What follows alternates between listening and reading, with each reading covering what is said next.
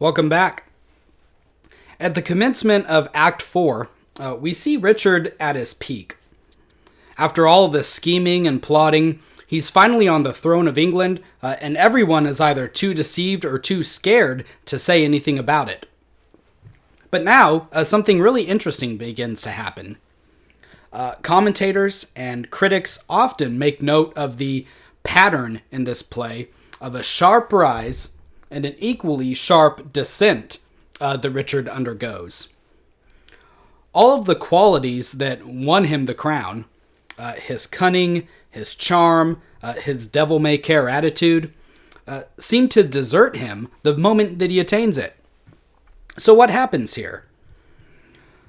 One possibility might be that while Richard's personality suited him to pursue the crown, it doesn't suit him to retaining it. Now this is a bit different from his brother King Edward's situation. He lost a lot of his virtues when he became king as well, but with Edward, it was more of a case of accomplishing what he set out to do, and then having nothing else to do with his time once he'd done that. Edward seemed to care more about his father's claim and his father's legacy than he did about actually ruling. Seeing himself secure on what he saw as his father's throne was the mission accomplished for him, and so he partied for the next 8 years to celebrate the fact. Richard, though, definitely wants the throne for what it is. He wants to be king, but he's more suited to being in an offensive position than he is to being in a defensive one. He knows how to be on the attack. He knows how to strive and claw and overcome insurmountable obstacles to attain a goal. That's what his whole life's been about. But what he doesn't know is how to be on the defensive. He doesn't know how to react when he's the one who's under attack. It's a new position to him, and so he loses the confidence that he had. He finds it hard to be a Machiavellian from a defensive position.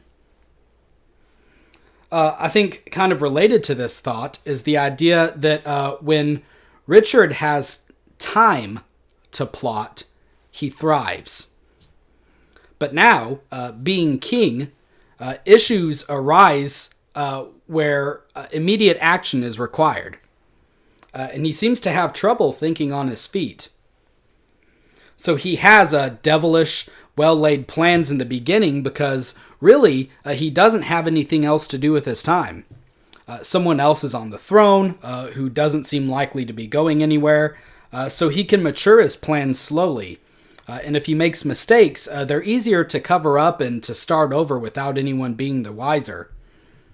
But now, things are happening too fast. People are bringing all sorts of information to him at once, and he can't retreat to his chambers or to his favorite walks and dwell on things like we see him doing in the beginning of the play, in Act 1. He has to make decisions right then and there. There's one scene in Act 4 where we can see that he's confused in a way that he hasn't been before, and it really illustrates what I'm talking about. He's getting reports of all these invasions and rebellions that are breaking out, and he's trying to give directions, but he's blundering his words. He tells one guy to go to the Duke of Norfolk right away, and then he gets mad when the guy is still standing around, and he says, "What, you haven't gone yet?" And the guy says, "My lord, you didn't tell me what I should say to the Duke of Norfolk when I got there." Well, duh, right? And then, one minute, he tells his ally, Ratcliffe, to go to Salisbury. And then when he says that he's going, Richard says, "What? What are you going to Salisbury for?" So clearly, there's some confusion going on there, and Shakespeare's careful to drop those hints, those notes of discord in Richard's train of thought in this scene. And I think it's summed up nicely when Richard tells Ratcliffe, "My mind has changed." He's never changed his mind before. He's always been certain of himself, but now he's uncertain. Another thing that shakes him is that for the first time, he realizes just how alone he really is in his own wickedness. We talked last week about how many of the other characters in the play act like Richard wannabes, willing to backstab and betray each other in the same way that Richard eventually backstabs and betrays them. And maybe there was comfort in seeing that from Richard's perspective. He looks out into the crowd of his fellow schemers and plotters, and he thinks, well, I'm not going to feel too bad about what I'm doing, because this is clearly what everyone else is doing too. But, as we've seen, time and again, he's frustrated by the fact that these others won't go as far as he will. Hastings won't abandon his loyalty to the old king, so he has to be eliminated, for example. But we can tell that Richard really thought that Buckingham was a man after his own heart. Buckingham has been right by his side this whole time, being just as deceiving and remorseless as himself, and then, suddenly, his conscience won't let him go any further. And so how does this happen? Well, Richard mentions to him that he won't be able to rest secure in his claim to the throne as long as the princes are alive. And Buckingham pretends not to understand the implication. He just goes, yeah, and tries to change the subject. And this just enrages Richard, because he knows that Buckingham understands what he's saying. He's just being purposely dense. Because killing 2 innocent children is something that Buckingham can't bring himself to do. And so Richard feels a certain sense of betrayal here, and also, like I said, a sense of isolation. His one friend basically just said, wow, this is too dark for me, I'm out. And that really shakes him. And so Richard immediately lashes out, and he won't give Buckingham the things he promised him, just out of spite. The earldom of Hereford, and some other riches. And this naturally leads Buckingham to rebel the second that he gets the chance. He doesn't consider this, though. He just casts Buckingham out of his mind once he realizes that he's out of the game, that he doesn't want to play anymore. He says, the deep revolving, witty Buckingham no more shall be the neighbour to my counsels. Hath he so long held out with me, untired, and stops he now for breath? Well, be it so. So, be it so. I've got other things to worry about. Which he does, but he seems to think that Buckingham will just go away quietly and not cause more trouble for him, which is, of course, where he's mistaken. One of these other things that he needs to worry about, by the way, is he still needs somebody to kill the princes. The other thing he has to worry about is the fact that he has a rival across the English Channel, Henry, the Earl of Richmond. And I want to take a few minutes to talk about each of these 2 points, these 2 concerns that Richard has now that he's king. On the first point, he hires a common cutthroat to kill the 2 princes, and this seems, both in the play and in real life, to have been the ultimate transgression that doomed him. To kill innocents out of ambition and greed, especially after you've already disinherited them and had them declared illegitimate, shamed them, is a step too far for the nobles and for the commoners alike. And again, there's some uncertainty as to what really happened here historically. But the rumor that it was Richard who ordered the execution was actually going around even before the Tudor dynasty took over and started putting out their sort of history rewriting propaganda.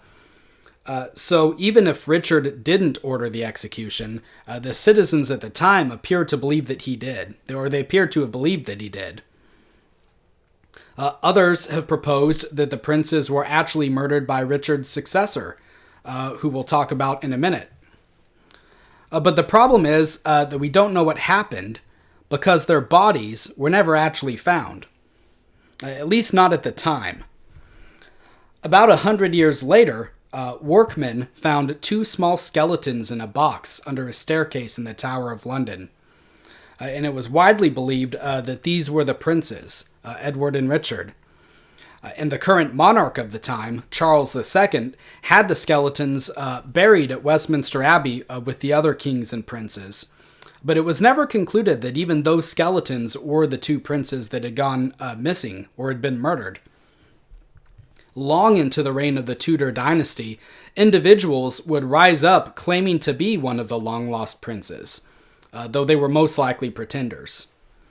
The one whose claim appears to have been taken most seriously was a man named Perkin Warbeck, who was supposedly the younger of the two princes, Richard, the Duke of York. He lived abroad in the Netherlands, I believe, and he made several attempts to land in England with an army. But after he was captured, he wrote out a confession stating that he was a fraud, and then he was executed. But that doesn't really mean anything, because after all, if you're being forced to write a confession against your will, then the confession can't really be taken as legitimate. So there's rumors, fun conspiracies surrounding the fate of these two princes. But in any case, in the play, Richard has them both killed. And this causes a lot of his supporters to rebel. The Bishop of Ely flees to Richmond. Buckingham is already in rebellion. The Welsh are rebelling. So he's got a lot on his plate. Now, as for the Earl of Richmond, he hears from Lord Stanley that Queen Elizabeth's last surviving son, the Woodville son, Dorset, has gone over to him. He fears Richmond, and the fact that he's Stanley's son-in-law is one of the reasons that he's keeping Stanley so close to him. Now, because we keep hearing about this Richmond character, Henry of Richmond, I think the time has come to talk a bit about his background and how he fits into this story.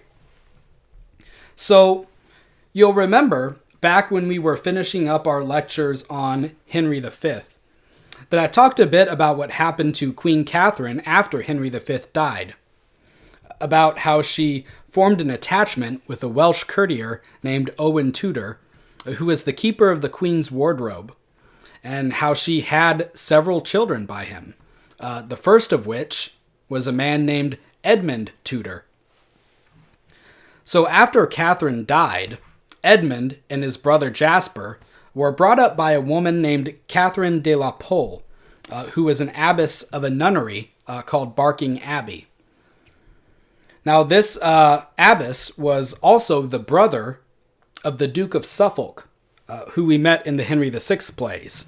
The guy who had a secret relationship with Queen Margaret and was later beheaded by pirates, died by Walter, if you remember that. So, brother and sister here clearly took two very different paths in life from each other. One was a scheming, immoral politician, and one was a nun. But there was definitely some connection or some correspondence between the two siblings in spite of this. And that's how Edmund and Jasper Tudor, the two oldest sons by Catherine and Owen Tudor, that's how they came to be connected with Suffolk and to be recognized in court as half-brothers of King Henry VI. After the Duke of Suffolk died, which again we've read about, he left behind a very young widow named Margaret Beaufort. So, just to explain what happened there, she was actually married to him as a child, with the expectation that the marriage would be consummated when she came of age. And this is the sort of a political marriage that we've seen happen before.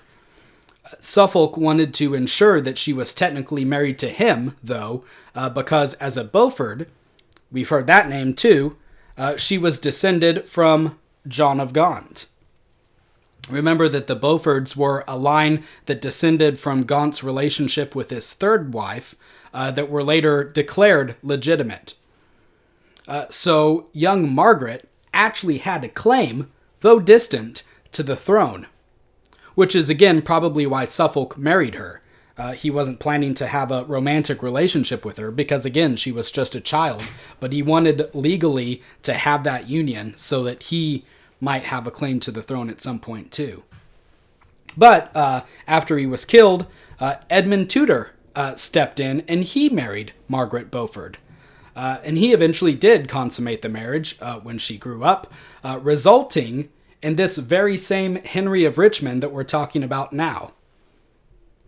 After the birth of the child, Edmund Tudor almost immediately died.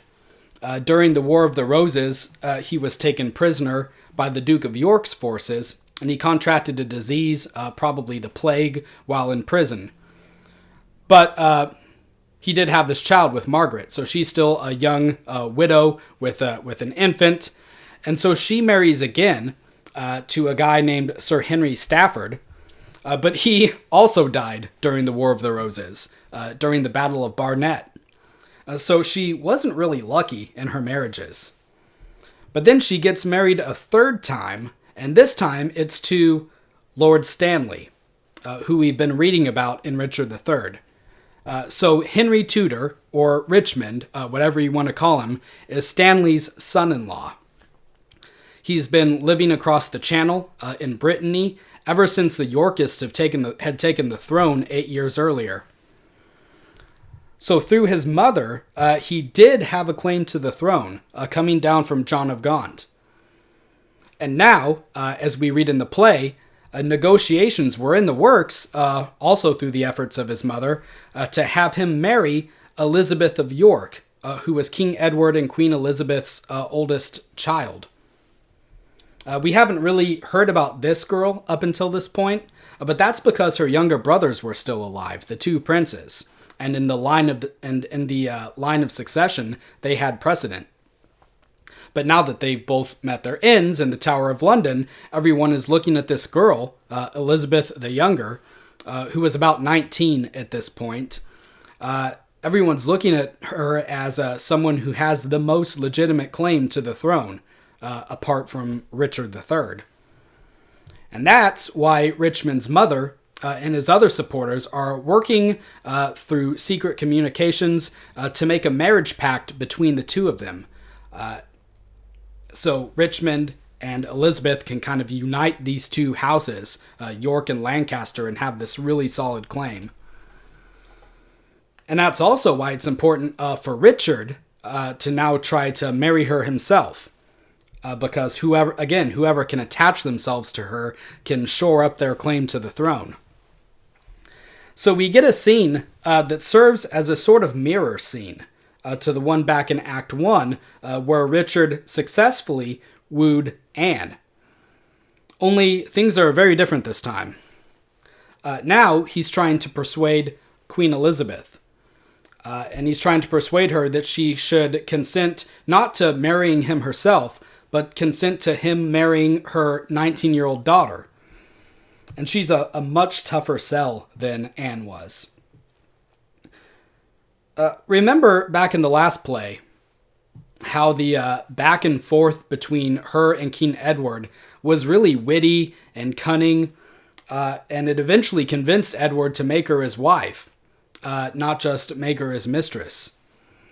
He was impressed with the fact that she was witty and thought quickly on her feet and things like that. Well, she's displaying that same sort of cunning and quick thinking here in her conversation with Richard. Queen Elizabeth may have had many faults. She was ambitious, she clearly played favorites with her family members, and she was proud. But one thing that she did have going for her was this intelligence that allows her to spar mentally with Richard. So it's a very long back and forth. This is one of the longer scenes of the play. Richard tries a lot of the same lines that worked with Anne, saying that all he did out of love for her daughter. But she shoots back and says, well, if such bloody destruction was the tribute of your love, she'll definitely hate you, so I'm not taking this message to her. And he says, just tell me how the best method is to go about wooing her then. And she sarcastically says, send her a handkerchief dipped in the blood of her brothers, like Margaret did to York, and tell her to dry her eyes with that, since she's still weeping and you're wanting her to be merry. So, the more that the scene drags on, the more desperate Richard gets. He tries to persuade Queen Elizabeth in the language of the marketplace, not in the language of love. He talks about the lives that he's taken versus the lives that he can give her to comfort her in her old age, as if the rights and wrongs can be measured in scales or measured in a balance. And that definitely isn't the way to get her to go along with his plans. And finally, at the end of his rope, Queen Elizabeth isn't budging. He makes a vow. He swears. And up until this point in the play, Richard has been very careful not to forswear himself. A lot of the other characters did, and called down Margaret's curse on their own heads. But Richard always, up until this point, either kept silent or he spoke in an equivocal way so that his promises had a double meaning. But now he finally starts making oaths. And even this doesn't satisfy Elizabeth. She says, "What can you swear by that you haven't already destroyed or tainted?" And so he says this, "What can I swear by? As I intend to prosper and repent, so thrive I in my dangerous affairs of hostile arms. Myself confound, heaven and fortune bar me happy hours. Day, yield me not thy light, nor night thy rest. Be opposite all planets of good luck to my proceedings, if, with dear heart's love, immaculate devotion, holy thoughts, I tender not thy beauteous princely daughter. In her consists my happiness and thine. Without her follows to myself and thee, herself, the land, and many a Christian soul, death, desolation, ruin, and decay. It cannot be avoided but by this. It will not be avoided but by this. Therefore, dear mother, I must call you so. Be the attorney of my love to her. Plead what I will be, not what I have been. Not my deserts, but what I will deserve. Urge the necessity and state of times, and be not peevish fond in great designs." So there we have it. His own mouth finally condemns him. Because, of course, he doesn't really care about Princess Elizabeth's love or happiness, no more than he cares about Queen Elizabeth's. But again, his desperation, the sense that things are slipping out of his hands, leads him to make this rash vow. And to all appearances, it actually seems to win Elizabeth over in the moment. She says, "Well, okay, I'll see what she says." And so she goes away, and Richard thinks that he's won. He thinks that he's appealed to her ambition, and he sneers at her behind her back. He calls her a shallow, changing woman. But he's being deceived. We learn a few scenes later from Stanley that Queen Elizabeth has actually pledged her daughter instead to Richmond. And this is just another example, again, of how Richard is no longer his old self. Back at the beginning of the play, he would be the one duping others, and now he's the dupe. He's having to put his trust in the loyalty of others in a way that he didn't have to before.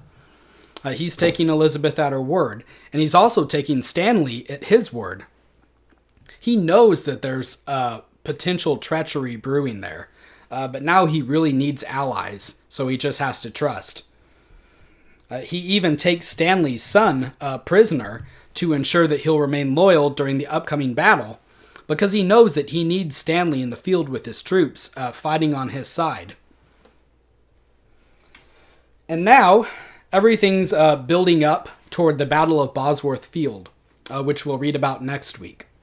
Things are falling apart for Richard, but he's not the type to despair.